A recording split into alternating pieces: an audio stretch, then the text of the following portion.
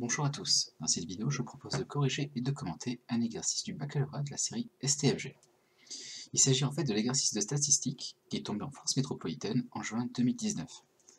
C'est un exercice important car en fait il est noté sur 7 points. Alors principalement les notions ici abordées sont essentiellement la droite d'ajustement affine, on va voir après dans le détail, et puis une partie sur des calculs justement de part avec des notions de taux d'évolution. Donc prenons d'abord l'énoncé pour commencer.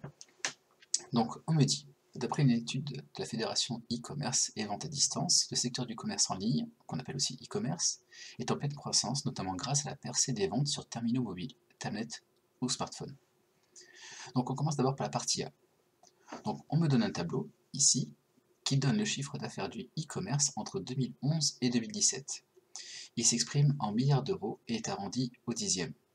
Donc qu'est-ce qu'on voit ici? On voit les différentes années, de 2011 à 2017, avec le rang d'année correspondante. Par exemple, ici, la première année, c'est 2011, la 7e année, 2017.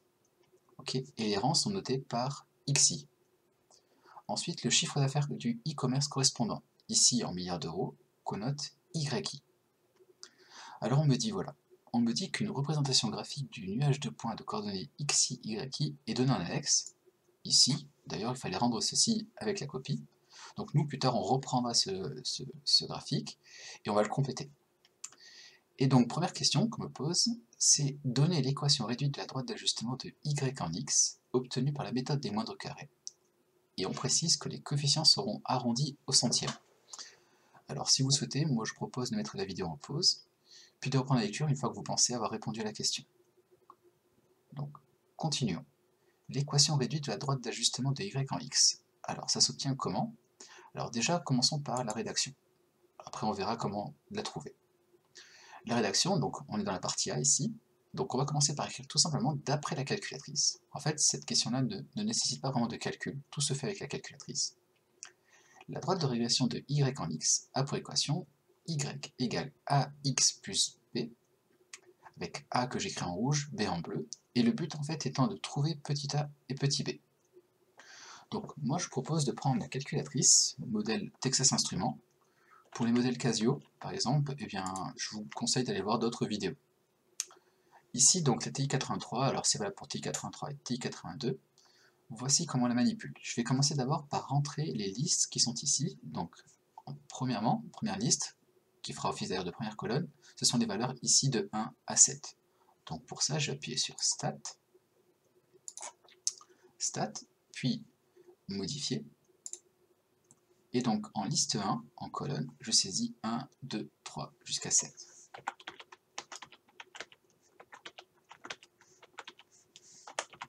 Voilà, c'est fait. En deuxième colonne maintenant, donc j'y suis arrivé grâce à cette touche-là. Donc dans L2 maintenant, je vais saisir les valeurs de YI, donc de 36,5 jusqu'à 80,7. Donc 43,6. Ensuite 49,5. 55. 62,9. 71,5 et enfin 81,7. Voilà, maintenant que j'ai tapé ça, la calculatrice en fait a systématiquement enregistré toutes les valeurs que j'ai données. Je peux donc, si je le souhaite, quitter cette fenêtre en appuyant sur seconde, quitter. Et puis en fait, là, j'ai pas encore répondu à la question. Donc pour obtenir maintenant les coefficients petit a et petit b, dont je parlais juste ici, eh bien il va falloir que je fasse une petite manipulation. Donc c'est parti. Je reviens dans Stat. Puis je passe ici dans Calque, donc en appuyant sur la touche de droite, et je vais descendre jusqu'à obtenir règle AX plus B. Alors attention, il y en a deux des règles. Il y a A plus B, X, mais c'est pas celui-là qu'on veut. Nous, c'est AX plus B. Donc avec les flèches ici, je vais descendre jusqu'à atteindre le petit 4. J'aurais pu aussi appuyer sur la touche 4 pour aller plus vite. Alors, ici, il faut bien vérifier qu'on a liste 1, liste 2. Ensuite, je descends jusqu'à calculer, entrée, je valide. Voilà. Et donc, ici, qu'est-ce que j'obtiens? Donc là, dans l'énoncé, il est écrit que je veux des valeurs arrondies au centième, c'est-à-dire à 2 chiffres après la virgule. Et bien en fait, c'est très facile, il suffit juste de lire ici les valeurs de A et B. On trouve 7,31 et 27,99, parce qu'après le 8, il y a un 5 et un 7. Donc reprenons la correction. A, on a dit 7,31 et B, 27,99. Voilà, donc la question 1, c'est fait. On peut passer à la question 2 maintenant. Alors, avant d'afficher la solution, je vais d'abord lire avec vous la consigne. On décide d'ajuster le nuage de points par la droite D d'équation y égale 7,3x plus 28. Alors vous constaterez une chose, c'est que dans tous ces exercices de bac, ils sont tous faits de la même manière en fait. Il se trouve que dans la question 2, à tous les coups, on vous donne en fait un élément de réponse. Ben, vous voyez bien qu'ici on trouve 7,3 fois x plus 28, ce qui est très proche des valeurs qu'on a trouvées. En fait, simplement, là il s'assure que même si on n'a pas réussi à répondre à la question numéro 1, le reste de l'exercice est faisable. Donc en fait, c'est vraiment des points faciles à gagner. Donc, cette fois-ci, je vais abandonner ces valeurs-là, je vais prendre celle de l'énoncé. Okay, et on me demande de tracer la droite D sur le graphique, ici en index. Alors, comment on fait pour tracer une droite? Si vous souhaitez le faire par vous-même, je vous conseille de mettre la vidéo en pause, puis de reprendre la lecture une fois que vous l'aurez fait. Je continue. Donc pour ça, pour tracer une droite, on a besoin en fait de deux points qui appartiennent à cette droite. Autrement dit, on a besoin de trouver les coordonnées de deux points, puisqu'ici on travaille dans un repère. Pour trouver les coordonnées, on a besoin donc de x et de y. Le plus facile en général, donc ici, c'est donc de prendre des valeurs de x assez simples à manipuler. Et là, le plus simple, c'est de prendre x égale à 0. En fait, ce que je n'ai pas dit, c'est que le choix nous appartient pour les valeurs de x. On prendra deux valeurs de x qu'on souhaite, les plus simples, puis on en déduira les valeurs de y correspondantes grâce à l'équation qui est ici. Donc le plus simple, c'est toujours de prendre x égale à 0 en général.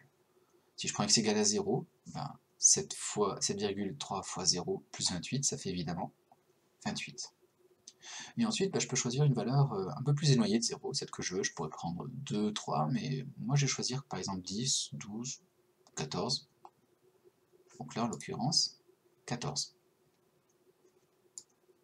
Alors avec 14, là c'est pareil. On va remplacer ici, dans l'expression que nous avons, x par 14. 7,3 fois 14 plus 28. Avec la calculatrice, on obtient 130,2. Bon, donc ceci va nous permettre de tracer cette fameuse droite. Alors, avant de rentrer dans les détails, j'aimerais juste, avant de la tracer, faire une petite remarque. En fait, on a donné deux points, mais il existe même un point qui est d'ailleurs très connu, et qu'on pourrait utiliser pour tracer avec précision notre droite que nous cherchons ici. En fait, il se trouve que la droite d'ajustement, elle passe par un point particulier. Ce point, c'est le point moyen. Comment est-ce qu'il est défini? Le point moyen, c'est un point, alors là j'ai décidé de l'appeler grand G, de coordonnées xg, yg, et comme son nom l'indique, en fait, c'est une question de moyenne. Alors, une moyenne de quoi? Une moyenne d'abscisse et d'ordonnée. Je m'explique. Ici, xg, d'accord, l'abscisse, c'est la moyenne des valeurs x1, x2, x3, c'est-à-dire en fait les moyennes de la ligne qui est ici. Bon, autrement dit, c'est x1 plus x2, etc. divisé par les 7 valeurs par 7, donc, c'est-à-dire en fait 1 plus 2 plus 3 jusqu'à 7 divisé par 7. Ça fait évidemment 4. Bon, et pour leur donner, en fait, c'est exactement pareil. Cette fois-ci, je prends la dernière ligne. Donc cette fois-ci, YG, c'est la moyenne des valeurs Y1, plus Y2, Y3, etc. Autrement dit, 36,5, plus etc. jusqu'à 80,7, le tout divisé par 7. On trouve environ 57,24. Donc ce point moyen, dont je suis en train de parler, il a pour coordonnée 4, 57,24. Et il se trouve que la droite de régression que nous cherchons, elle passe à tous les coups par le point moyen. Donc pour nous, ce serait aussi un bon moyen de vérifier. Et d'ailleurs, sur une copie de baccalauréat, c'est souvent apprécié d'ailleurs que les candidats parlent de ce point moyen. Donc autant ne pas se priver, si on peut le faire, même si on n'est pas invité, on peut le faire quand même. Continuons donc. Je reprends mon graphique qui est ici. On va replacer les points. Alors les points qui sont ici, je vais vous expliquer rapidement d'où ils viennent. En fait, ici vous avez le point de coordonnées 1, 36,5. C'est celui-là. Le deuxième, c'est le point de coordonnées 2, 43,6. C'est celui-ci, c'est celui qui correspond à l'année 2012. Et ainsi de suite. Donc les points ont été placés pour nous à l'avance, on aurait très bien pu nous demander de les placer. Mais là, c'est pas le cas. Bon, ensuite, qu'est-ce que j'ai dit? J'ai calculé le premier point, souvenez-vous tout à l'heure, de coordonnées 0 et puis 28, obtenu ici en remplaçant x par 0. Le deuxième point, je l'ai obtenu en remplaçant x par 14, en faisant un petit calcul.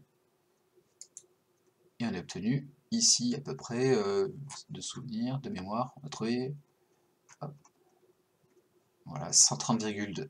Donc pour x égale à 14, 130,2. Voilà donc mon point, 130,2. Je n'ai plus qu'à prendre la règle et à tracer la droite qui passe par ces deux points-là. Voilà. Par construction, en fait, la droite d'ajustement, la droite de régression linéaire, eh bien, elle est faite pour passer au plus près de ces points-là, là, qui paraissent d'ailleurs tout à fait alignés. Ils ne le sont pas dans la réalité, mais cette droite permet justement d'avoir une approximation de la situation.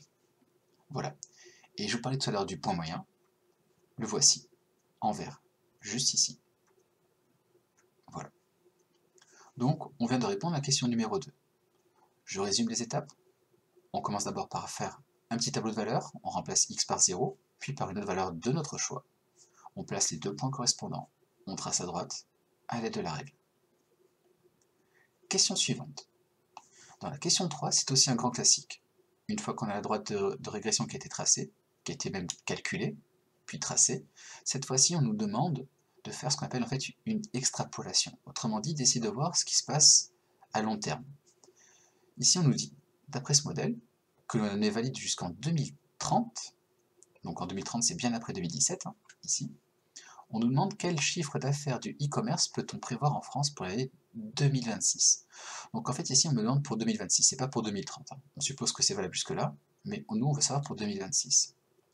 Donc comment ça marche? En fait ce qu'il faut c'est réfléchir à 2026. Ici, si je mettais 2026, ça correspondrait à quel rang?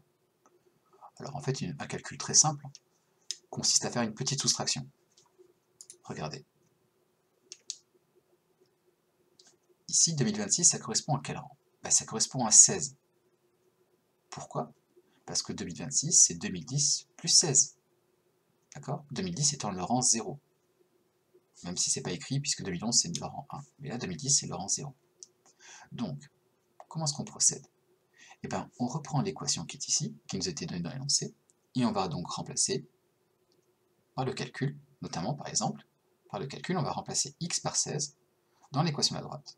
On va donc obtenir y égale 7,3 fois 16, puisqu'on a remplacé x par 16, plus 28. On trouve 144,8. Une petite phrase de conclusion. On peut donc estimer selon ce modèle que le chiffre d'affaires du e-commerce en 2026 s'élèvera à environ 145 milliards d'euros. Mais en fait, ça, on l'a fait par le calcul, mais on aurait pu le faire plus simplement aussi. En fait, avec l'aide du graphique. Je vous montre. Reprenons notre graphique. Ok? On me demande pour 2026. On vient de dire que ça correspond au rang 16. Donc le rang, je vous rappelle qu'il est ici, rang de l'année, c'est écrit, le rang 16 est là. Regardez, si je prends pour 16 et que je mette de la droite, j'obtiens, grâce au pointillé bleu, une valeur qui est ici que je peux lire. Elle correspond effectivement à peu près à 144,8, à peu près à 145. Graphiquement donc, le point d'abscisse 16 sur la droite tracée a pour ordonnée environ 145, voire les pointillés bleus. On peut donc estimer graphiquement, selon ce modèle, que le chiffre d'affaires du e-commerce en 2026 s'élèvera à environ 145 milliards d'euros. Il faut toujours penser à faire une petite phrase de conclusion. Bon, je continue. Donc, nous venons de terminer la partie A. On va pouvoir passer donc à la partie B.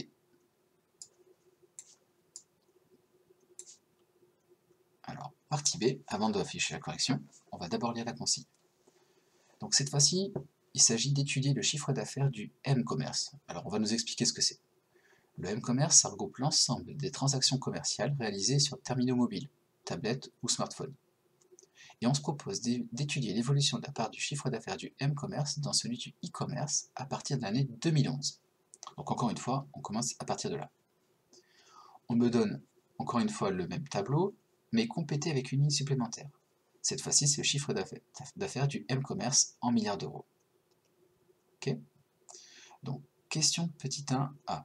On nous demande de vérifier Donc, quand on dit de vérifier, ça veut dire qu'en fait, il faut faire un petit calcul, et que le calcul doit aboutir au résultat qu'on va nous donner. Donc, vérifier qu'en 2017, le chiffre d'affaires du M-commerce représentait environ 21% du chiffre d'affaires du e-commerce. Donc, quand on demande ça, ça veut dire qu'en gros, on demande de calculer en fait une part. D'accord? On nous dit, voilà, ce M-commerce, c'est 21%, c'est une partie, à savoir 21% du chiffre d'affaires total du e-commerce. Voyons comment on fait ça. Si vous souhaitez le faire par vous-même, mettez la vidéo en pause, puis reprenez une fois que vous pensez avoir répondu à la question. Continuons. En 2017, eh bien, le chiffre d'affaires du e-commerce était de 16,8 milliards d'euros. C'est ce qu'on nous dit ici. Alors que celui du e-commerce était de 80,7. C'est ici. Voilà, 80,7. Donc c'est 16,8 contre 80,7. Puisqu'on nous dit de vérifier qu'on trouve 21%, c'est juste donc une part à calculer. Il suffit simplement de calculer le quotient, puis après faire fois 100, de 16,8 divisé par 80,7 fois 100. Et on trouve à peu près 20,6, ce qui correspond bien à 21% environ. La conclusion ici. Question suivante, on me demande s'il est vrai que le chiffre d'affaires du M-commerce a augmenté de 41% entre 2011 et 2017. 41% d'augmentation. En fait, il n'y a pas trop de calcul à faire. Si on regarde bien, si on est un petit peu malin, on peut répondre très facilement. Augmenter de 41%, c'est toujours moins qu'augmenter de 50%. Alors, imaginons-nous, de 2011, si on augmentait ne serait-ce que de 50%, est-ce que de 0,4, rien qu'en augmentant de 50%, on pourrait arriver en 2017 à 16,8. 50% de 0,4, c'est 0,2. Donc en fait, il faudrait obtenir 0,6. On en est très loin. Bon, alors je vous propose de vérifier par un calcul. Si vous souhaitez le faire par vous-même, mettez la vidéo en pause. Sinon, reprenez dès que vous avez terminé ou que vous souhaitez avoir la correction. Alors, entre 2011 et 2017, c'est qu'une question de valeur d'arrivée et de valeur de départ. Ici, qu'est-ce qu'on nous dit? On passe de 0,4 en valeur de départ à 16,8 valeur d'arrivée. Une formule classique qu'on connaît bien en série STMG, c'est que le taux d'augmentation, ou le taux d'évolution, plus précisément, en pourcentage, est donné par valeur d'arrivée moins valeur de départ, divisé par valeur de départ, fois 100. C'est une formule classique. Et on ne trouve pas, non pas 41% comme écrit dans l'énoncé, mais 4100%. 4100. C'est bien plus que 41%. Alors en fait, cette question était un piège. Ici, clairement, ceux qui ont élaboré le sujet s'attendaient à ce que les candidats oublient de multiplier par 100. Auquel cas, ils auraient bien trouvé 41. Et c'était pas 41% qu'on trouvait. D'accord? Donc comprenez bien que, en fait, ici, on cherche à nous piéger. Il fallait pas oublier de multiplier par 100 pour bien obtenir le taux d'évolution en pourcentage du chiffre d'affaires entre 2011 et 2017. Bon, il ne nous reste plus qu'à traiter une question. La question. Alors, oui, effectivement, il y a une petite erreur dans ma numérotation, mais c'est pas grave, on continue quand même. Ici, ce qui correspond à la question 5 n'est autre que la question numéro 2, mais ça change rien. Alors, qu'est-ce qu'on me dit? Ici, avant de continuer, hop, je vais cacher la correction, lisons d'abord la consigne. On me dit, voilà, soit f, la fonction définie pour tout x, à partir de l'intervalle 1 à 20, donc x ici compris entre 1 et 20, par f de x égale cette formule. Donc c'est 0,5x au carré moins 1,2x plus 1,3. Et on me dit pour des valeurs entières, donc des valeurs entières ça veut dire 1, 2, 3, 4, 5, etc., comprises entre 1 et 20, on admet que les valeurs f de x donnent une estimation du chiffre d'affaires du M-commerce exprimé en milliards d'euros pour l'année 2010 plus x. Bon, qu'est-ce que ça veut dire? Alors, ils sont sympas avec nous, puisque en fait ici ils nous expliquent un petit peu ce qu'ils veulent dire par là. Donc, continuons. Ils le disent ainsi, f de 1 désigne une estimation du chiffre d'affaires en 2011. Bah oui. F de 2 désigne une estimation du chiffre d'affaires en 2012, etc. Voilà ce que ça veut dire. En fait, ici, cette formule-là, on va remplacer x par 1, 2, 3 jusqu'à 20. Et, comme on l'a dit tout à l'heure, 2010 étant le rang 0, 2011 étant le rang 1, pour avoir pour 2011, on remplace x par 1. 2011 la première année, on fait f de 1, ça nous donne en 2011. 2012 c'est la deuxième année, donc f de 2. 2013, si vous l'avez compris, ce sera donc f de 3, et ainsi de suite. Bon, alors, cette fois-ci, on me demande d'analyser une phrase et d'expliquer une démarche. Alors allons-y, regardons cette phrase. Un observateur économique affirme: en 2026, la part du chiffre d'affaires du M-commerce dans celui du e-commerce aura dépassé 70%. Reprenons. En 2026, on me parle de la part du chiffre d'affaires du M-commerce. Et on nous dit qu'il va dépasser celui du e-commerce de 70%. Bon, donc déjà, s'il nous parle de part, en 2026, il va falloir réfléchir. 2026, ça correspond à quel rang? Puisque 2026, on ne l'a pas ici. Alors, si vous souhaitez réfléchir davantage à la question, je vous encourage à mettre la vidéo en pause, puis à la reprendre une fois que vous avez terminé. Je continue. 2026, ben c'est le rang, encore une fois, on a déjà vu tout à l'heure, c'est l'année de rang 16. Ben oui, parce que 2026, c'est 2010 plus 16. Donc, puisqu'on me parle du chiffre d'affaires du M-commerce et qu'on me parle d'une part, autrement dit d'une partie, un peu comme dans la question en fait ici, dans la question 1A, eh bien il va falloir calculer encore une fois, comme dans la 1A, un petit rapport. Et pour ça, il nous faut connaître au moins le chiffre d'affaires en 2026. Autrement dit, comme on l'a dit tout à l'heure, f de 16. Si on calcule f de 16, on trouve ça. Okay. Autrement dit, on peut estimer en 2026 le chiffre d'affaires du M-commerce à 110 milliards d'euros environ. Et dans le même temps, on sait que celui du e-commerce serait d'environ 145 milliards. Ça, c'est ce qu'on a vu dans la question 3 de la partie A. D'accord? Bon, donc encore une fois, c'est pas compliqué, il suffit de faire le rapport entre deux valeurs, lesquelles 110 sur 145 fois 100. Et bien on trouve à peu près 75,9, presque 76%. La conclusion, qu'on n'oublie pas de noter, c'est que l'affirmation, eh ben, elle est pertinente. D'accord? Puisqu'on me demandait ici, est-ce que cette affirmation est pertinente au regard des deux modèles proposés? Clairement oui. Je vous rappelle que pour 2026, on avait donc calculé f de 16, on trouvait 110 milliards d'euros. Pour 2026, cette fois-ci pour le e-commerce, on a trouvé 145 milliards d'euros, c'est ce qu'on a vu dans la partie précédente. On calcule la part en faisant ce rapport-là. On trouve à peu près 76%. Cette vidéo est à présent terminée.